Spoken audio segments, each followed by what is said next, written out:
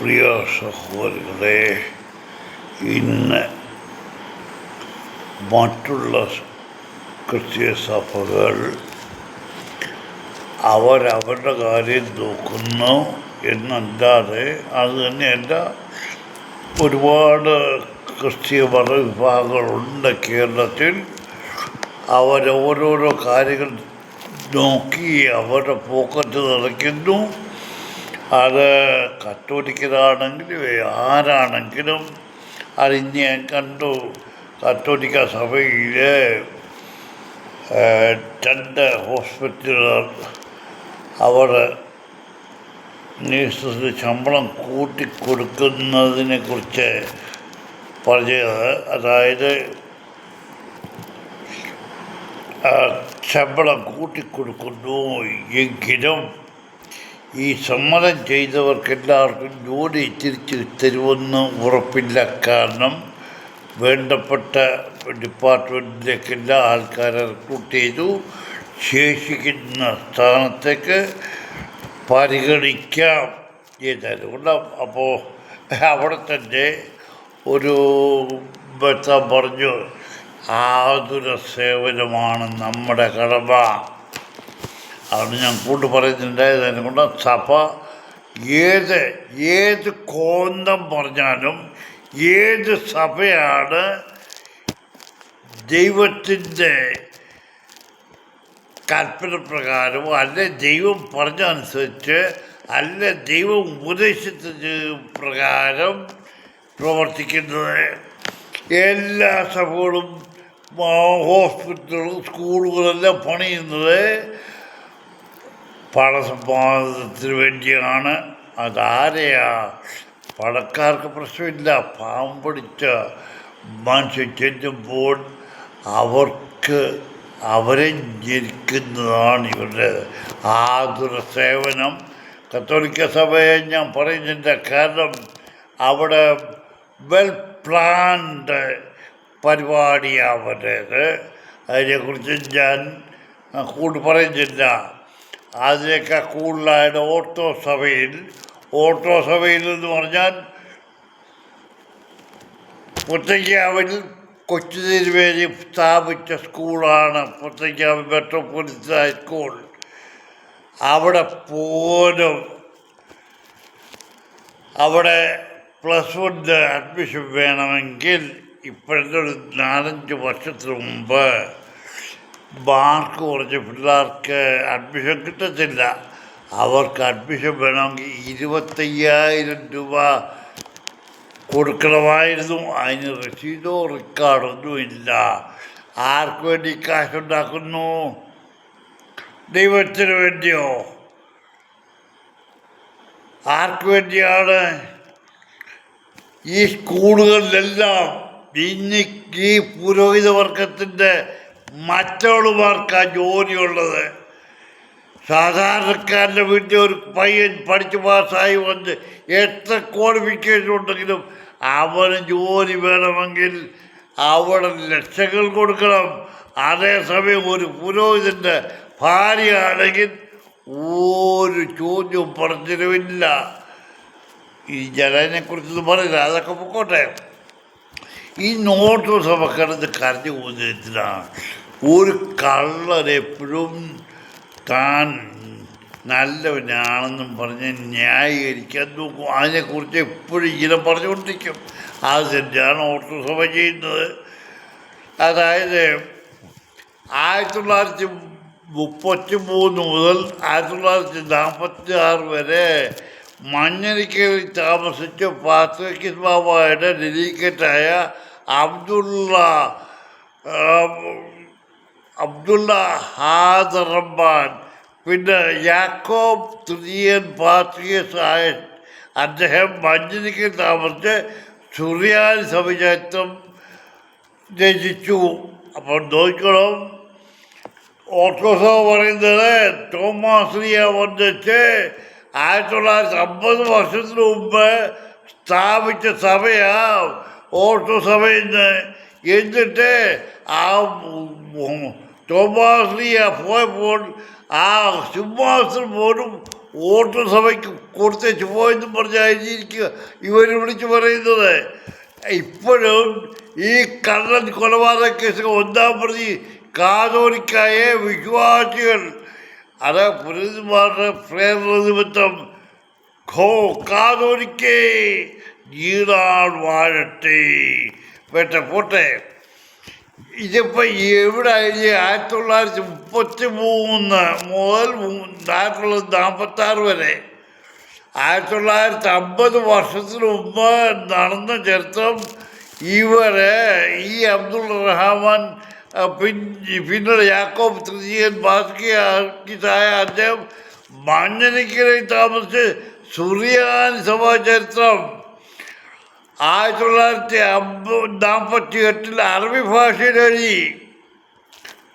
എന്താ ഈ മനുഷ്യൻ 1948 അറബി ഭാഷയിൽ എവിടുന്നുള്ള ചരിത്രം എടുത്തുകൊണ്ടാണ് ഈ പുസ്തകങ്ങൾ ഈ കള്ളന്മാരൊക്കെ ഈ കാതോലിക്ക പറയുന്ന ദളിത ഭാഷയ്ക്ക് പറയാമല്ലോ. എവിടെ ഈ ചരിത്രം കിട്ടി? എവിടെങ്കിലും ഇതിപ്പം ഈ പല രാജ്യത്തും ഓരോ സയൻറ്റിസ്റ്റുകളും ഒക്കെ പോയി കുഴിച്ചു നോക്കി പല കാര്യങ്ങളും പഴയ കാര്യങ്ങളും കണ്ടുപിടിക്കുന്നു. എന്നാൽ ഈ ചരിത്രം നിങ്ങൾക്ക് എവിടുന്ന് കിട്ടി? ഈ പാത്രിക്കീസിന് അല്ലെങ്കിൽ എങ്ങനെ അദ്ദേഹം 1948 അറബി ഭാഷയിൽ എങ്ങനെ എഴുതി? ആളെന്ത് ജനിച്ച മനുഷ്യനാണ്? ഈ പഴയ ചരിത്ര പുസ്തകം ഏതെങ്കിലും ഉണ്ടെങ്കിൽ കാതോലിക്ക നീ വിശദീകരണം തരുന്നല്ലോ.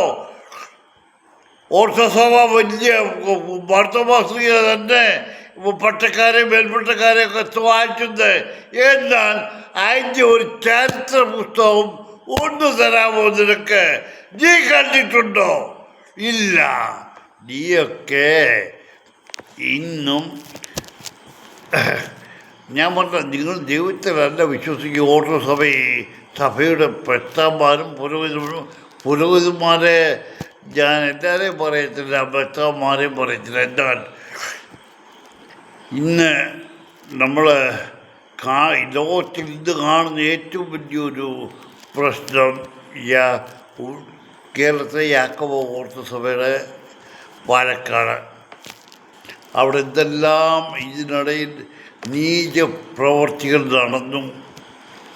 അതൊരു പുരോഹിതനോ മറ്റാനോ വേണ്ടിയല്ല, സാധാരണക്കാർക്ക് വേണ്ടി.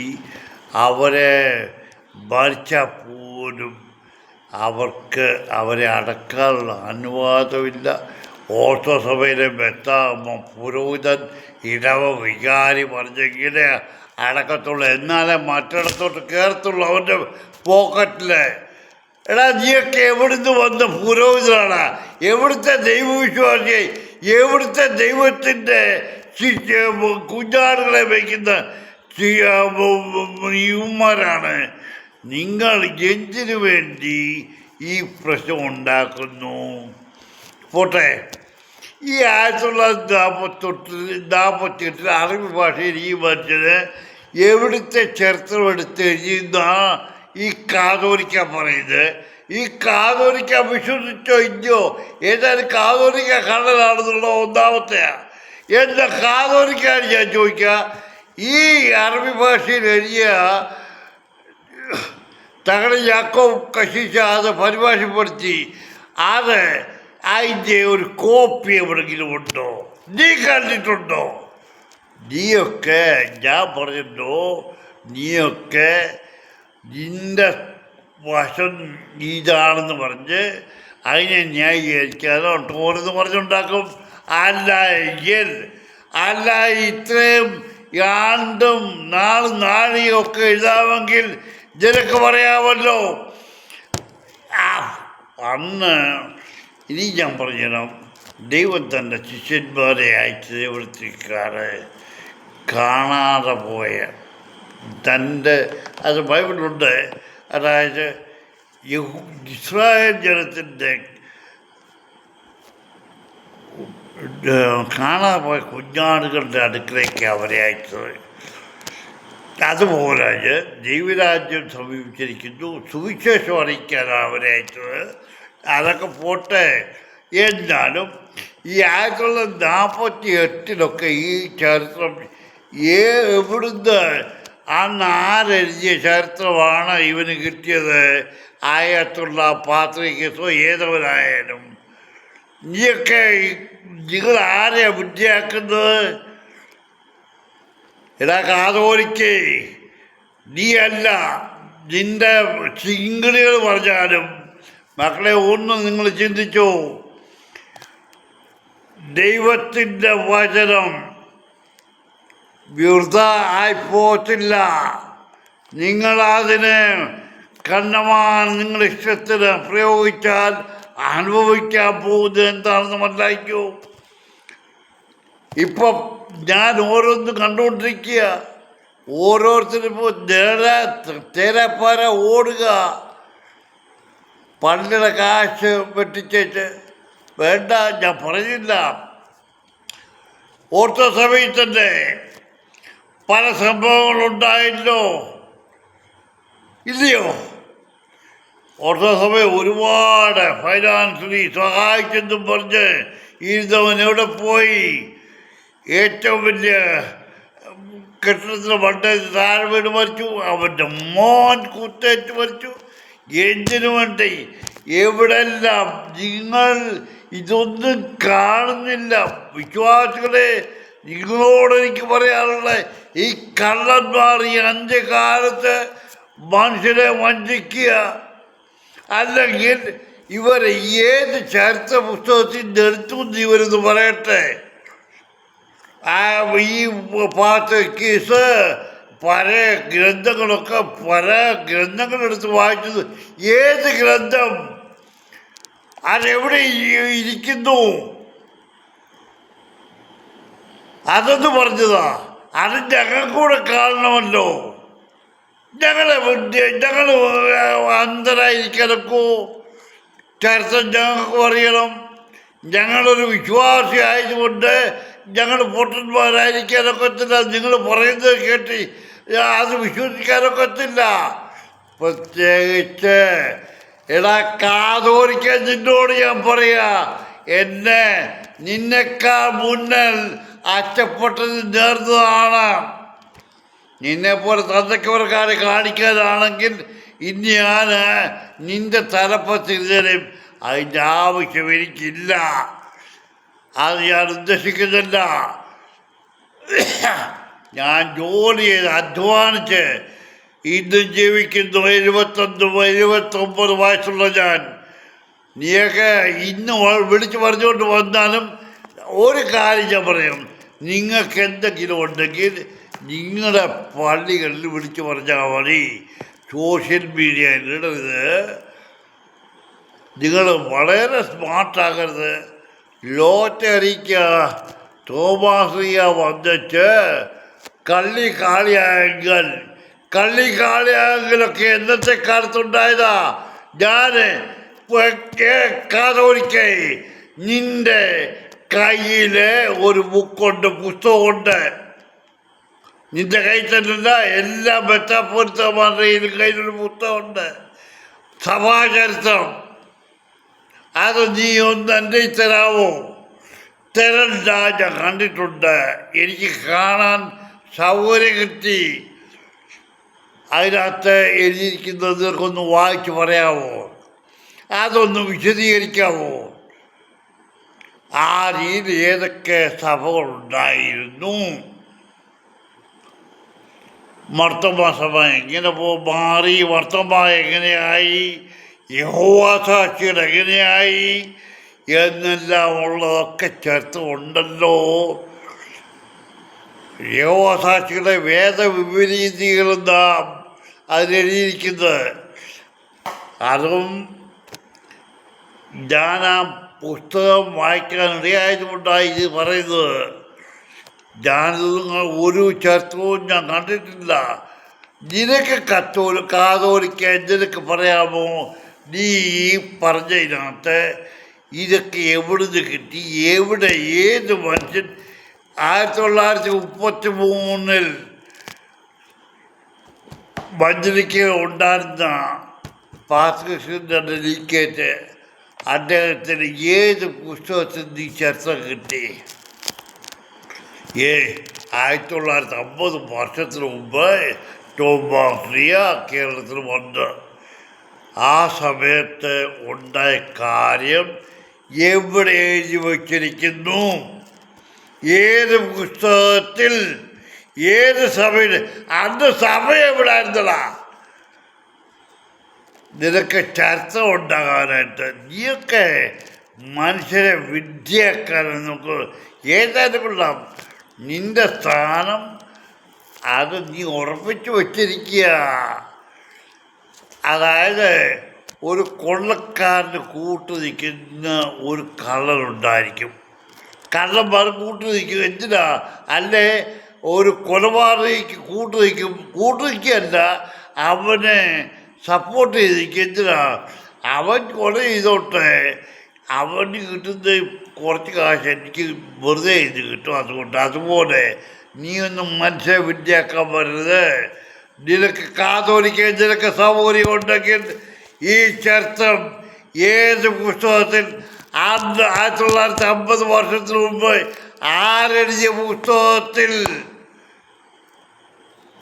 ബൈബിളിലാണെങ്കിൽ ഓരോന്നും ക്ലിയറായിട്ട് വെച്ചിട്ടുണ്ട്. എടാ കുണം പിടിക്കാത്തവനെ, നിനക്കറിയത്തില്ലെങ്കിൽ ബൈബിളിലെ കാര്യങ്ങൾ ബൈബിളിൽ ഏത് കാലത്ത് ആരെഴുതിയെന്നുള്ളവരെ ഉണ്ട്. എന്നാ നീ പറയുന്നത് ഈ 1933 ഈ ഡെലിക്കേറ്റ് ഏത് പുസ്തകം അല്ലെ ഏത് ചരിത്ര പുസ്തകത്തിൻ്റെ അടുത്തെഴുതി? ഇവരൊക്കെ ഞാനിപ്പോൾ എന്തെങ്കിലും പറഞ്ഞാൽ നീ അതും കൂടെ എഴുതി വെക്കും, കുഴപ്പമില്ല. അപ്പോൾ ഞാൻ പറയുന്നത്, നീയൊക്കെ മനുഷ്യനെ ഇന്നും വിദ്യയാക്കാൻ നോക്കുക. നീ സഭാചരിത്രമല്ല നോക്കേണ്ടത്. ദൈവത്തിൻ്റെ കുഞ്ഞാടുകളെ മേയ്ക്കാനായിട്ട് ഇറങ്ങിത്തിരിച്ച് ദരിദ്രവാസികളെ നിങ്ങൾ ധനത്തിനും മറ്റ് കാര്യത്തിൻ്റെ പുറകെ പോകുന്നത്. അത് മറച്ചു വെക്കാനായിട്ട് ഓരോ കാര്യങ്ങൾ പറഞ്ഞുകൊണ്ട് വരുന്നു. നിങ്ങൾ സന്തോഷമായി ജീവിക്കാൻ ചുണയുണ്ടെങ്കിൽ കാതോലിക്കാൻ എനിക്ക് മറുപടി താ.